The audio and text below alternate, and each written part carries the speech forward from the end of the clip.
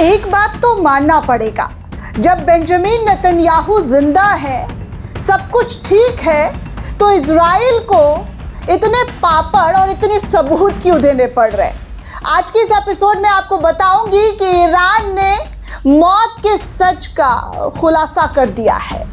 साथ ही 13 देशों से इजराइल को बैन कर दिया गया है। इजराइल की एंट्री बैन, इजराइल का पासपोर्ट यहां पर नहीं चलेगा।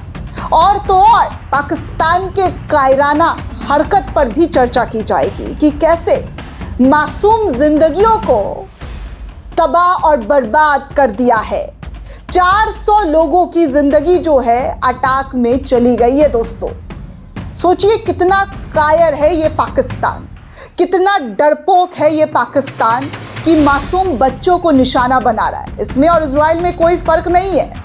जिस तरीके से ईरान के जरिए ईरान पर अटैक किया गया, बच्चों को निशाना बनाया गया, वैसे ही पाकिस्तान के जरिए निशाना बनाया गया। दोस्तों आज के इस रिपोर्ट में आपको कई बड़ी अहम जानकारियां देने वाली हूं और कैसे इजराइल के झूठ का प्रपंच लगातार लोगों के सामने आ रहा है, दुनिया में वो एक्सपोज हो रहा है और सच को छुपाने की जो लाख जतन की जा रही है, जो कोशिशें की जा रही है, वो पूरी तरीके से अब दुनिया के सामने आ चुका है।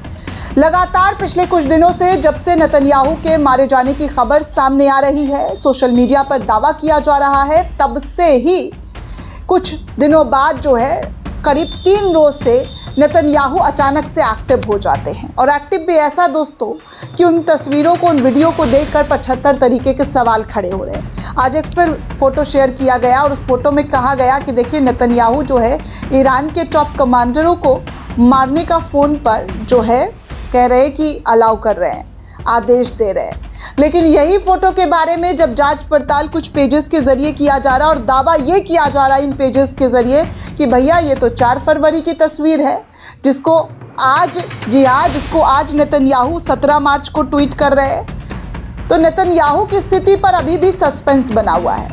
और जब इतना सब कुछ सही है, जैसा कि मैंने अभी कहा आपको, तो इतने एक्सप्लेनेशन क्यों?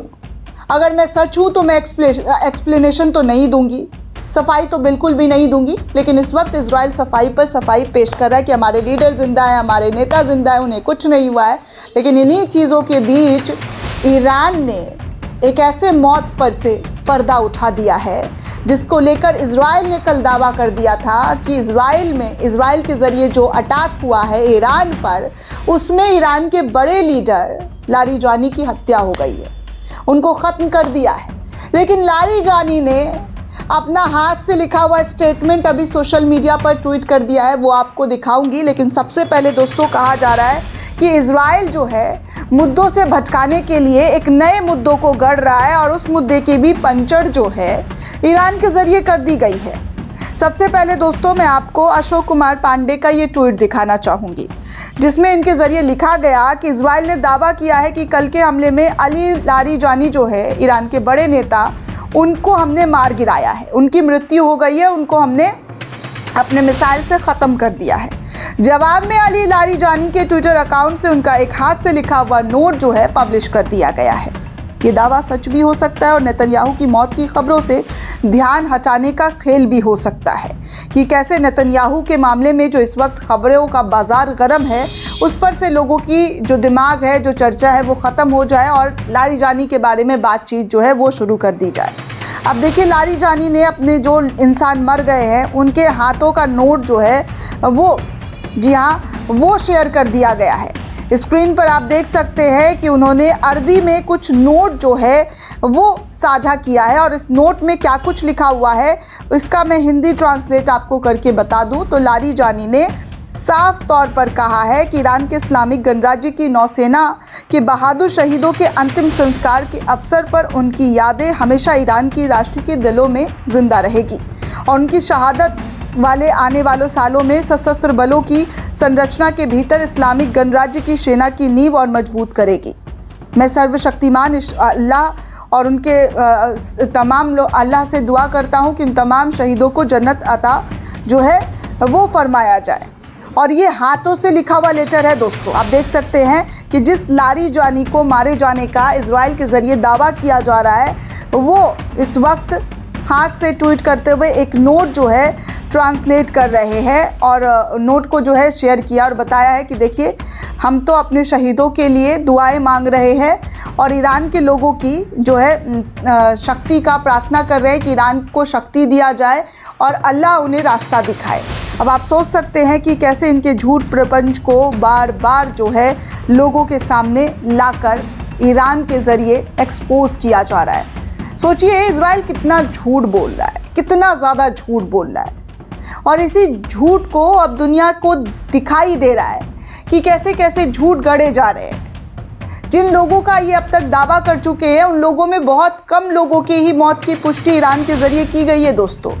और मैंने आपको वो तमाम रिपोर्ट भी दिखाए हैं जिनमें ईरान के supreme leader Ayatollah Ali Khamenei के मरने के बाद जो अमेरिका और इजराइल ने दावा किया कि उनके पूरे परिवार को हमने नष्ट कर दिया, उनके चारों बेटे को ख़त्म कर दिया, उनकी बीवी को ख़त्म कर दिया, लेकिन वो सब जिंदा हैं। यहाँ तक कि ईरान के पूर्व राष्ट्रपति के भी खात्मे का दावा इजराइल के ज़रिए किया गया था और मैंने आपको वो रिपोर्ट दिखाई है। अगर नहीं देखी है तो आप जाकर देख सकते हैं, चैनल पर आपको मिल जाएगा कि कैसे ये लोग झूठ बोल बोल कर अपने आप को सर्वशक्तिमान समझाने की कोशिश पूरी दुनिया के सामने करते हुए नजर आए कि भैया हमसे ज़्यादा पावरफुल कोई हो ही नहीं सकता। लेकिन हालत ये हो गई है दोस्तों कि इजराइल को इस वक्त, जी हाँ, 13 कंट्री से बैन कर दिया गया। उनके पासपोर्ट अब इन 13 कंट्रियों में काम नहीं करेंगे, इनको अपने देशों में घुसने तक नहीं दिया जाएगा। दरअसल दोस्तों कहा जा रहा है कि इजराइल की क्रूरता के बाद कई मुल्कों ने एक ऐसा कदम उठाया है जो इजराइल के लिए काफ़ी झटके वाला है, काफ़ी मतलब परेशान कर देने वाला। और जाहिर सी बात है अगर एक साथ 13 देशों के ज़रिए उनको बैन किया जाएगा तो इजराइल के बारे में आप समझ सकते हैं कि लोगों की क्या धारणा है और किस तरीके से उस देश के बारे में लोग सोच रहे हैं। तो आपको बता दूं दोस्तों कि Algeria, Bangladesh, Borneo, Iran, Iraq, Kuwait, Lebanon, Libya, Malaysia, Pakistan, Saudi Arabia, Syria और यमन ने इजरायली पासपोर्ट को पूरी तरीके से, जी हाँ, बैन कर दिया है। कहा है कि ये लोग जो है इजराइल के लोग हमारे देश में नहीं आ सकते हैं। और इस खबर को दोस्तों कहा जा रहा है कि लोगों ने पूछना, आजकल फेक फर्जी खबर बहुत सारी आते रहते हैं और कई खबरों को हम वेरीफाई भी नहीं कर पाते, लेकिन इस खबर को दोस्तों वेरीफाई किया गया है। जी हाँ, इस खबर को वेरीफाई किया गया है और ग्रुप ने वेरीफाई करते हुए बताया है कि जी हाँ, ये खबर जो है सही है। 13 कंट्री ने इस वक्त इजराइल को पूरी तरीके से बैन कर दिया है, जहां पर इजराइल के लोग अब इन देशों में नहीं जा सकते हैं। अब आप सोच लीजिए दोस्तों कि इजराइल की क्या हैसियत है, किस तरीके से इनका जो हवा है वो ईरान ने निकाल कर रख दिया है। ईरान को भले ही मिडिल ईस्ट से समर्थन ना मिल रहा हो, लेकिन ऐसी चीज़ों से, ऐसे स्टेप से एक बड़ा समर्थन, एक बड़ा सपोर्ट मिल रहा है। जी हाँ, बड़ा सपोर्ट इसे ही कहते हैं कि बड़ा सपोर्ट, बड़ा समर्थन जो है इनको मिलता हुआ नज़र आ रहा है। एक और खबर, एक और जानकारी सोशल मीडिया पर शेयर किया जा रहा है दावे के साथ कि पिछले 18 दिनों से नेतन्याहू को पब्लिकली कहीं नहीं देखा गया है। किसी भी मीटिंग में, 8वां स्ट्रेट कैबिनेट सिक्योरिटी मीटिंग जो है वो तक इजराइल के अंदर हुआ, उसको भी उन्होंने मिस कर दिया। उसके बारे में भी किसी को कुछ नहीं पता कि वो कहाँ गायब हैं। बड़े बड़े मीटिंग्स जो है वो छोड़े जा रहे हैं। आखिर नेतन्याहू कहाँ है? बाकी मीटिंग्स के वीडियो दोस्तों सामने आ रहे हैं इजराइल सेना के कि भैया यहाँ पर जो है इजरायली सेना के ज़रिए मीटिंग हो रहा है। बड़ी सुरक्षा वाली मीटिंग्स जो है वो जो है इनके ज़रिए दिखाई दिया जा रहा है। लेकिन अफसोस की बात, जहाँ पर नेतन्याहू हमेशा से मौजूद रहते थे, उन मीटिंग्स से वो गायब हैं, एकदम नज़र ही नहीं आ रहे हैं। आगे एक और तस्वीर हिजबुल्लाह के ज़रिए जारी किया गया है, जहां पर उन्होंने तल अवीव पर एक भीषण हमला किया है। हिजबुल्लाह ने तल अवीव के दक्षिण स्थित इजरायली सेना के पाम लाखिम एयरबेस को निशाना बनाते हुए एक फुटेज जारी किया है और कहा है कि हमने इजरायली सेना का ये हाल कर दिया है कि वो पूरी तरीके से नष्ट हो चुका है। हर तरीके से जो है हिजबुल्लाह और ईरान के ज़रिए इस ऑपरेशन को अंजाम दिया जा रहा है और कहा जा रहा है कि हम पूरी तरीके से इजराइल का खात्मा जब तक नहीं कर लेते हैं तब तक चैन की सांस नहीं लेंगे।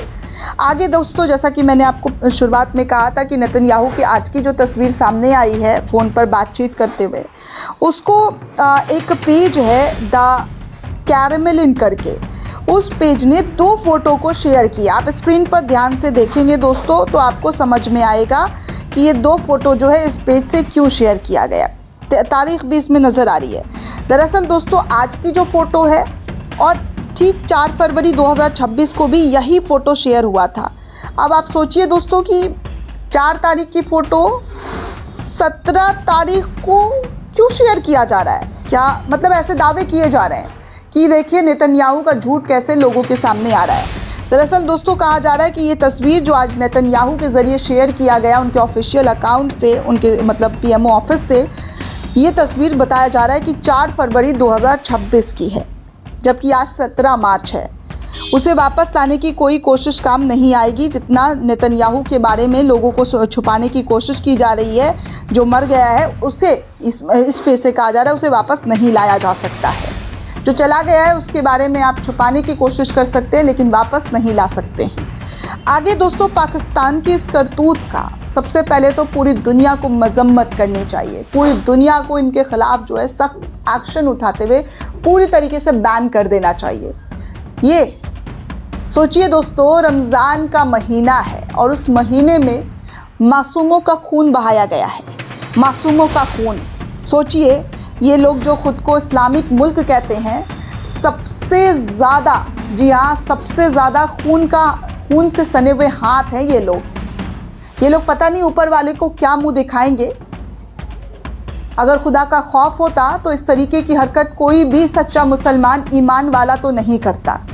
और मैं ऐसे लोगों को मुसलमान की कैटेगरी में तो नहीं देख सकती हूँ कि आप इस्लाम का नाम जो है सिर्फ और सिर्फ बदनाम कर रहे हैं।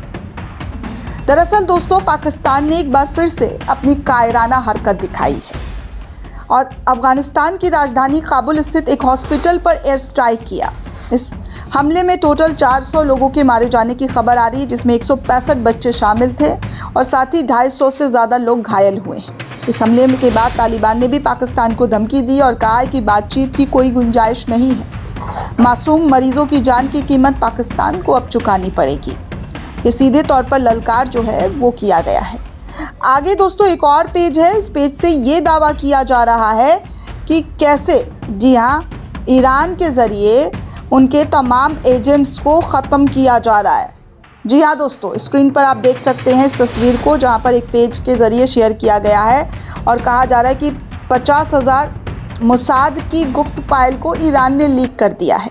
ईरानी हंदाला ग्रुप ने मोसाद के पूर्व बजट डायरेक्टर एलान स्टाइनर, जो अब INSS के फाइनेंशियल हेड हैं, उनका जो सिस्टम है पूरी तरीके से हैक किया और इसमें घुसकर गुप्त ऑपरेशन जो इनकी जो चलाई जाने की कोशिश की जा रही है, जियोनी समर्थक जो यहूदियों का जो पूरा गुट है और कहाँ से पैसे आ रहे हैं, कहाँ से क्या हो रहा है, इन सब की फ़ाइल जो है अब ईरान के पास है। 50,000 मोसाद की गुप्त फाइल जो है वो अब ईरान के हत्थे लग गया है, ऐसा इस खबर के ज़रिए दावा किया जा रहा है।